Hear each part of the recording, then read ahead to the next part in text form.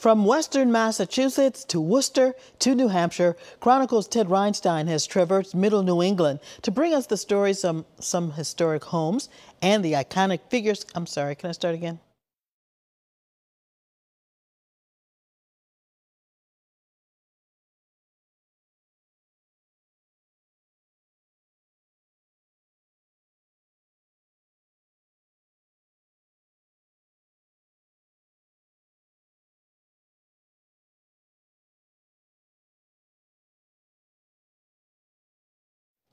From western Massachusetts to Worcester to New Hampshire, Chronicles' Ted Reinstein has traversed middle New England to bring us the stories of some historic homes and the iconic figures that put them on the map.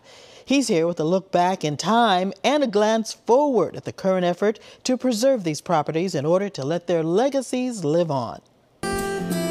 The rolling hills of the Berkshires have long been both a magnet and a haven for creative people. Some, like Norman Rockwell and Edith Wharton, are world famous, but others have been drawn here who are less well known, but no less significant.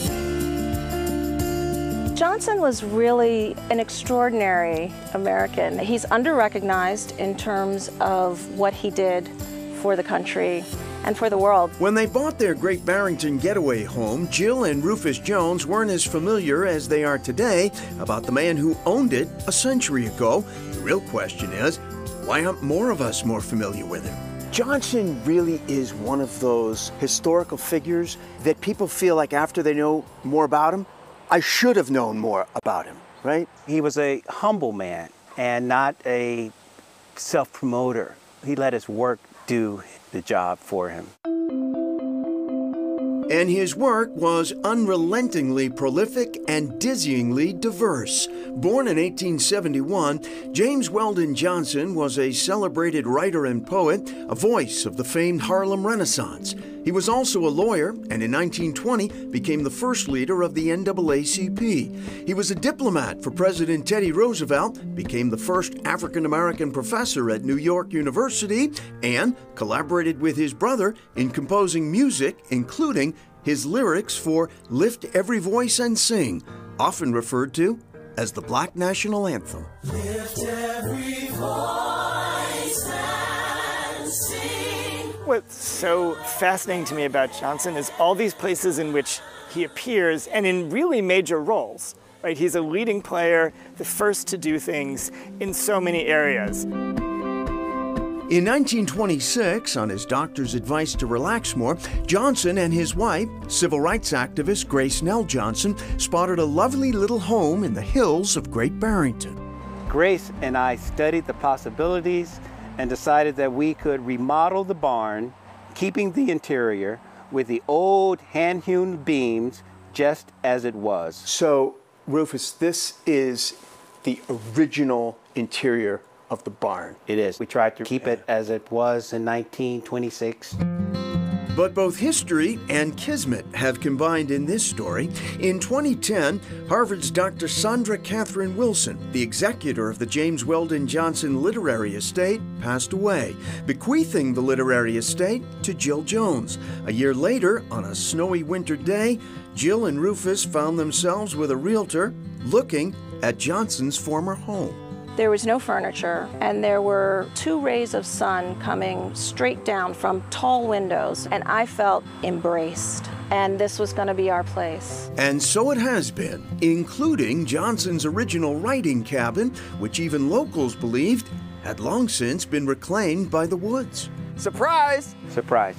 It exists. At the cabin, Johnson wrote many of his signature works, including his autobiography in 1934. So watch your step. Yeah. The vision is to restore it to almost exactly how it was when Johnson had it. We want artists to be able to come in and spend the day in the cabin finding their inspiration. And they are coming in, though not to the cabin yet. In 2016, the Joneses created the nonprofit James Weldon Johnson Foundation.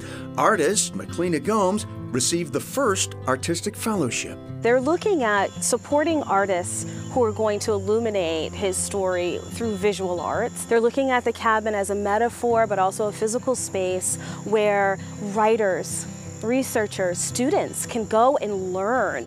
Indeed, John Weinstein, provost of neighboring Bard College at Simon's Rock, sees the simple existence of Johnson's writing cabin here as a gift. One of the many reasons I love bringing student groups there, we'll go and look in the cabin, and then we'll sit in a circle and read a passage from God's Trombones, written in that cabin. Do you feel in many ways that you are, as well as residents of Johnson's home, stewards of his legacy too? It is an incredible responsibility, and yes, we are the stewards of this place. Meanwhile, Jill and Rufus Jones work away, day jobs, family and all, preserving the legacy of a remarkable man we all should know more of. And thanks to a labor of love in the Berkshires, many more will. It's a blessing to be here, to have this responsibility. Truthfully, there is more hidden history here in Milford, New Hampshire. In fact, the trail of one of the town's most significant native daughters took us to none other than our new friend, Dave Palance's house, where her unlikely story begins. This was the home of David Hutchinson and his family, and they employed an indentured servant, a young girl who was half black, half white. They kept her here, they fed her, and they gave her a place to sleep. In exchange, she had to do all these chores. Unable to care for her, the young girl's parents left her literally on this Milford doorstep.